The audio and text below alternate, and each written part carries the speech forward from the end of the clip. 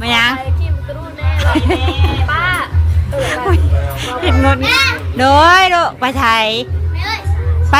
ไทยไปไทยกระดูดขี้รูดบ่ขี้น้อยขี้เราไปอย่างมากไปขี่รูดปะรูดขี้ไปขี่ปะอีเพื่อนโป๊ะเนาะอีเพื่อนโป๊ะ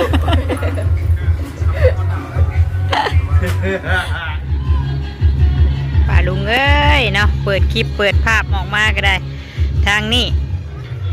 กะเกียมสิมาครบมางั้นบุญเดือน3ออกไม่3ค่ำพี่น้องเอ้ยเนาะแต่ว่าเมื่อนี่โบแมนเมื่อ3ค่ำได้พี่น้องเอ้ยเนาะออกไม่ค่ำ1เดือน3พี่น้องเอ้ยเนาะเพิ่นกะมากะเกียมลงถ่าเลยเนาะทางบ้านโคกเฮาเองพี่น้องเอ้ยเนาะอยู่ทางวัดทางว่ามานี่กับทักทายสบายดีกันเบิดสุขุสุคนเด้อเนาะมาพบมาพ่อกันเมื่อนี่มาเบิ่งทางเพิ่นสิกลางสไลเดอร์พี่น้องเอ้ยเนาะลงมาครบมางั้นแต่หัวปีได้พี่น้องเอ้ยเนาะก็คือสิเป็น3 มื้อ 3 คืนพุ่นเลยพี่น้องเอ้ยเนาะเพราะว่าเมื่อบุญเดือน3นี่ก็สิเป็นมื้อฮื้อเนาะเป็นมื้อวันพุธเนาะแต่ว่ามื้อนี้เป็นมื้อวันจันทร์เนาะก็มีทางนอกเพิ่นมาครบมางั้นพี่น้องเอ้ยเนาะก็เลยมาเอาสไลเดอร์มาลงบ้านเฮาเนาะกำลังกาเกียมอยู่ตอนนี้เนาะคุณนะกำลังเป่าลมเนาะเด็กๆกับผู้เซลอยู่เฉพาะเพิ่นจึงว่ามานั่นดอกเนาะพอเพิ่นจะว่ามาแต่หัวปีมื้ออื่นคิดว่าเพิ่นสิเริ่มแต่มื้ออื่นพี่น้องเนาะเพิ่นก็มาเริ่มแต่มื้อนี้พุ่นน่ะเริ่มหาเงินหาค่ำเลยใกล้เฮือนเฮาซ่อมพี่น้องเอ้ยนี่ตะหน้าเฮือนเฮาเลยเนาะใกล้ๆเอ้าสิมาขึ้นบ่นี่มาขึ้นไหมสิพามาขึ้นนี่ไหมเพิ่นกำลังเป่าอยู่นี่มาอินเตอร์น้อยมาเลยกำลังเอาลมเข่าอยู่นี่มา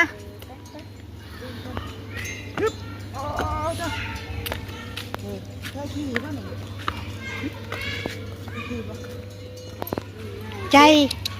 ถ่ายขี่เด้อมาในเบิ้มเมื่อกี้นี่ไปพูดกับโป้งแล้วปวดโอ้ยบ่ละใช่อยากไปได้ผู้เอาอย่างมาจะขี่บ่อยากขี่ไป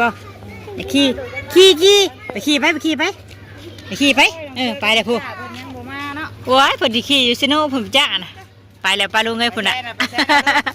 มาเด้อมาหน่อยแม่ให้เพิ่นเปิดแล้วก่อนนะจังขี่แต่ผู้หันใช่ครับ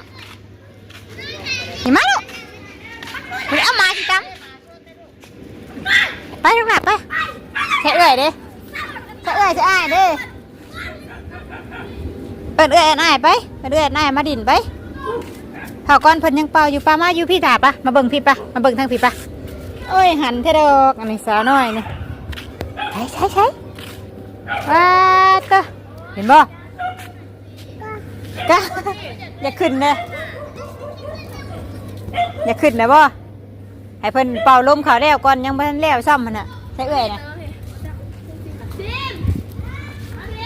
ยังบ่ได้เห็นบ่นะยังบ่ได้เห็นได้นะมาห่มเลยลูกน้องมาห่มเลยมันฮ้อนแดดพุ่งเด้อมันฮะใหญ่ขึ้นแล้วเตี้ยยังบ่ได้เห็นได้นะเคเริ่มแล้วสิ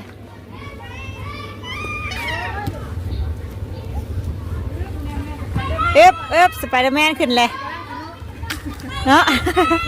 สไปเดอร์แมนมาทางกันอ้ายนะเห็นไหมเอามานะเฮ้ยบ่แล้วถ้าจะไปพ่อนไปเบิ่งไปพ่อนกันพ่อนจ่ายพ่อนกันพ่อนเพลงพ่อนกันใช่เด้อโอ้ยลูกอีนายนี่ไปลูกเลยเนาะเรียบร้อยเลยเต้อเตี้ยมึงแน่ลูกอีนายนี่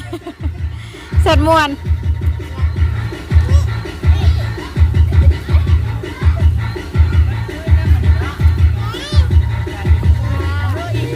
จะให้ผู้นั้นพาไปให้ผู้นี้พาไปอยู่ เดี๋ยวค่อยไปแล้วเดี๋ยวค่อยไปเพิ่นเปิดแล้วมามัน จังหน่อยจังไปเพิ่นกำลังเนาะอู้สัตว์ผ้าอีกเจอนี่ โอเคเดี๋ยวค่อยไป ไปเบิ่งไปเอาเบิ่งข้างหน้าเห็นปะ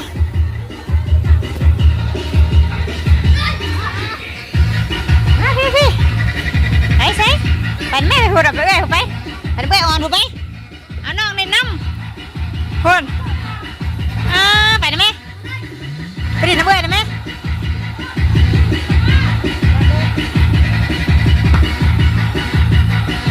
เพื่อนจะขึ้นไปเรื่อยเพื่อนมาน้องจับน้องขึ้นนะใช่ไหม ได้ปะได้ปะได้ เอาจับน้องขึ้นเลยเล่นน้องจะขึ้นนั่งนี่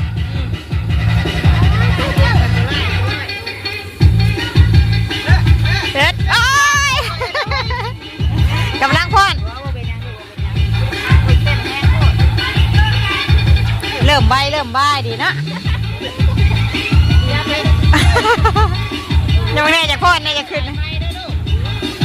เอาพอโจมพอขึ้นนั่งน้ำโมแน่พอจะขึ้นนั่งน้ำโม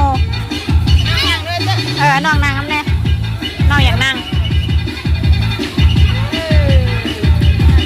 บอกน้องตกได้ฮะน้องตกได้หาไงหนาต้องหันไปแห้งเลย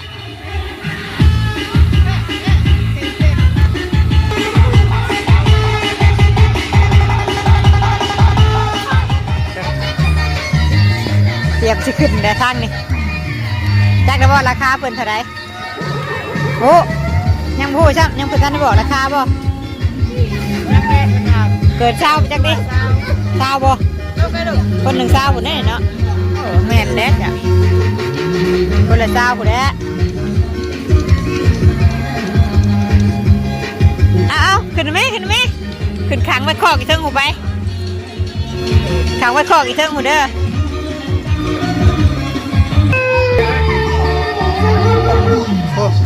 คนแรกแห้งมันเลยมาเลยพี่น้องเว้ยเนาะ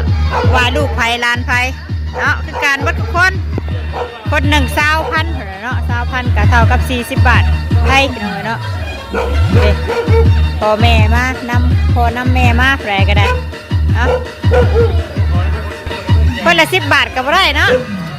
คนละ10,000ก็บ่ได้บางแน่น้อยนึง20,000แล้วอะไปไหมจุกไปไหมขึ้นไปเดี๋ยวมันยิบไฟได้นะไฟมาเตอร์ผมไปนั่งยี่นอกเอาเราคนมาเก็บดอกนั่งยี่นอกนี่ถ่ายยืนเทิงคุณจะมันเก็บเงินโอ้ขึ้นนั่นก็อีกต่างหากเนาะถ่ายบินเมื่อยตัวนั้นแล้วก็มาขึ้นตัวนี้ถ้าขึ้นตอนนี้มันคนบ่อนั่นก็สิเทิงแน่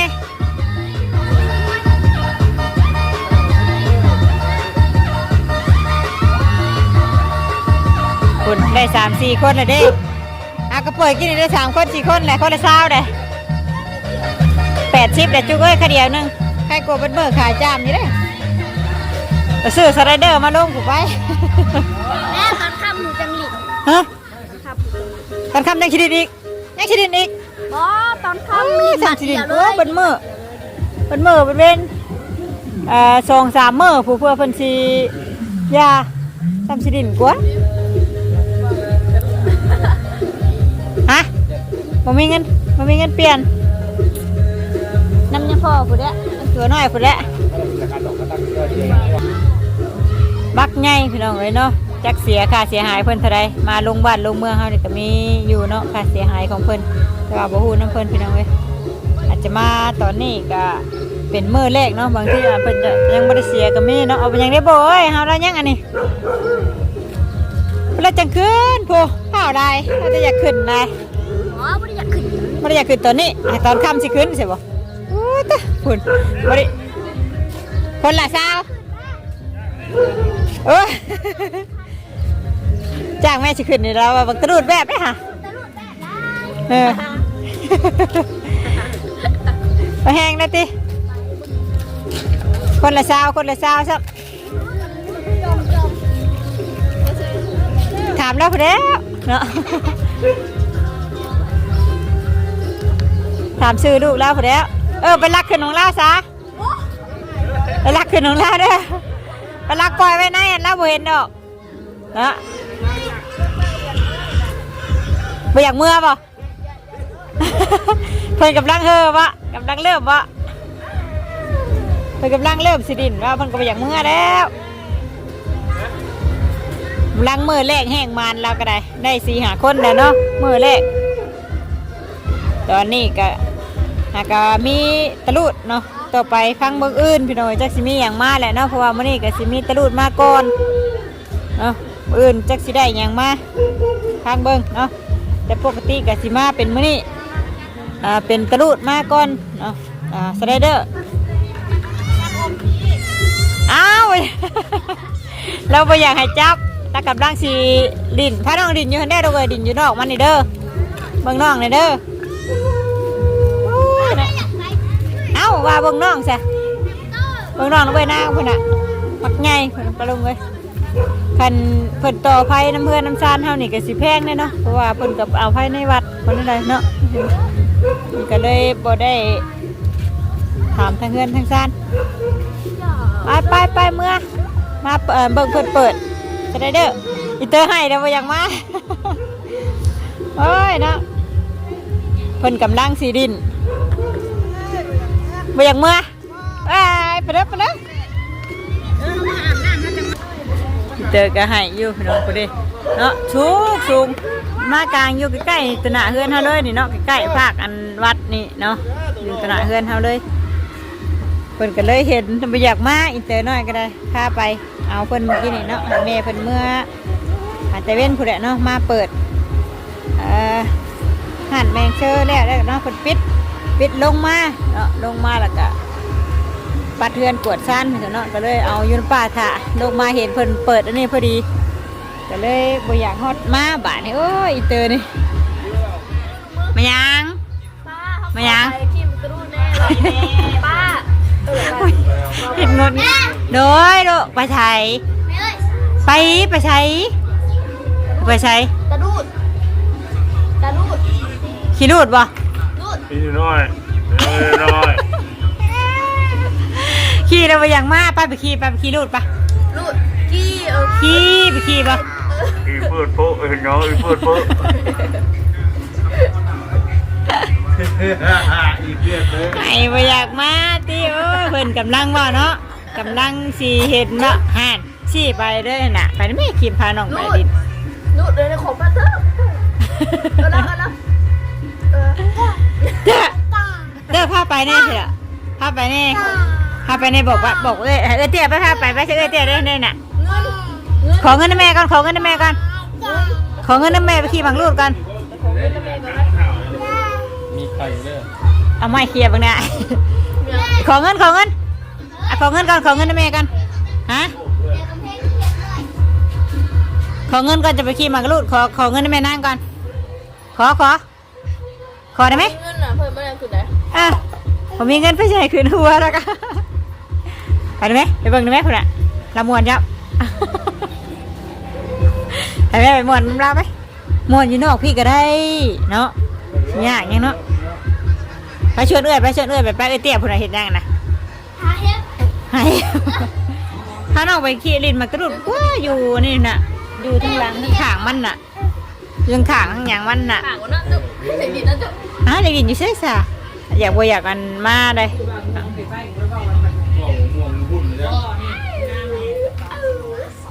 ชวนเอื้อยไปดึงแขนเอื้อยไปดึงแขนแล้วไปอยู่ฮะ เฮ้ยเงินอย่างนั้น เห็นนอกก็ ลงตัวเงินนักป้าเลย บ่มีใช่บ่มี ก็ให้ลูก มีเลยใช่ไหว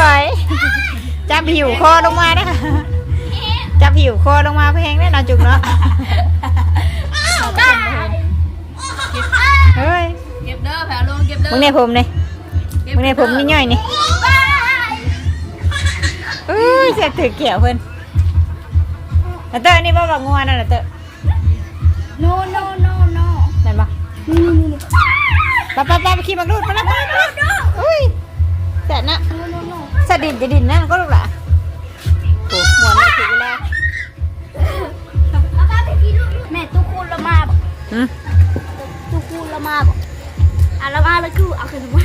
เ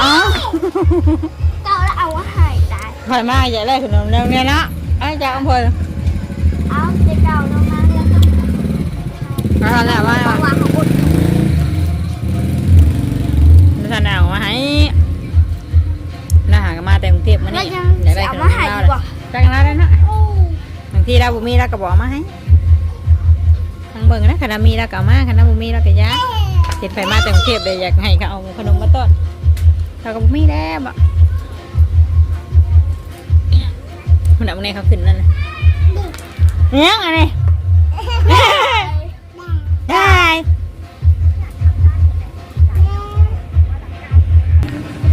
มาป้ามาให้ป้ามาเนี่ยรถข้างหน้าน่ะ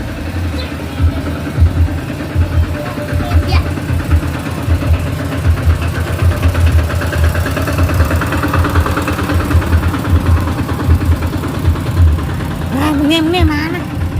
มาที่กบนั่นเก็บกินแน่ค่ะบอกจ้ามาป้ามาป้าได้คำนะไปใช้ไปเมื่อป่ะเมื่อไปชมเมื่อไปป้าชาวพี่น้องเลยเนาะก็เขาประมาณนี้มาเบิ่งทางคนกลางสไลเดอร์พี่น้องเลยเนาะลูกหลานก็จะขึ้นเซลเพราะว่ามันเห็นเนาะใกล้ๆเพื่อนเท่านี้เนาะฮะไปเอามาไปพาไปอีกดิ ไปขี่อีกไปเจอกับไฮเขาไปอยากมาปลาดุงเอ้ยเนาะเห็นจะขึ้นอยู่ใกล้นี่เนาะต้นมะขามนี่ขนาดเพื่อนเลยไปสิพี่น้องเลยเนาะกับประมาณนี้เนาะพบพ่อกันอีกคลิปหน้าพี่น้องเลยเนาะ พอดีแก้วนี่นะเห็ดกบ อย่าตามหัวเพื่อนวะคลิปนี้ก็ลาพี่ลาน้องแล้วเนาะพอดก่อน